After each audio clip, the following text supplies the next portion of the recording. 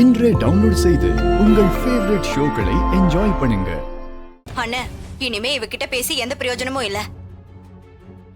என் பையனோட வாழ்க்கையை அழிக்கிறதுக்குனே இவ வந்திருக்கா. இங்க பாருங்கண்ணே, நம்மளும் ஏதோ ஒரு வகையில சாருக்கு துரோகம் பண்ணிட்டோம். இந்த விஷயத்துல எந்த பொண்ணுமே பொய் சொல்ல மாட்டா.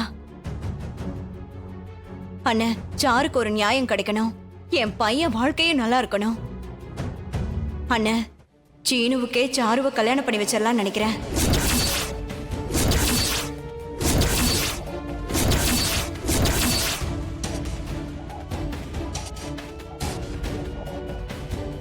அண்ணே, அந்த நல்ல முடிவை நீங்களே எடுங்கண்ணே. பத்மா, என்ன பேசிட்டு இருக்க நீ? மாயாதான் இவ்வளவு தூரம் சொல்றால, அது ஒரு பொருட்டை எடுத்துக்க வேண்டாமா? ஜானகி, நீ பேசாத, அமைதியா இரு.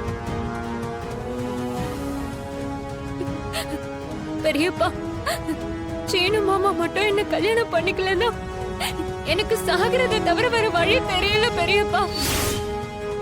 சாரு, திரும்ப திரும்ப அதையே சொல்லாத. சகல, அப்ப என் பொண்ணுக்கு என்னதான் வழி?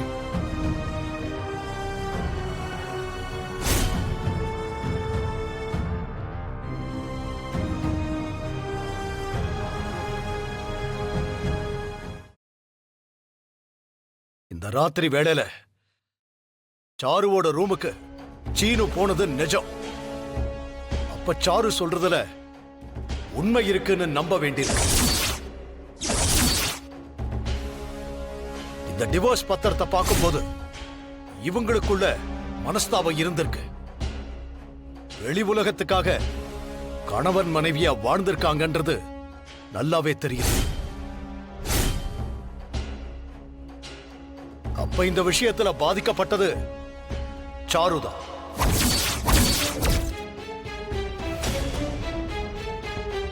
சட்டப்படி சீனுவும் மாயாவும் கணவன் மனைவி இல்லைங்கிறப்போ சீனு சாருவுக்கு வாழ்க்கை கொடுக்க வேண்டிய பொறுப்பு இருக்கு.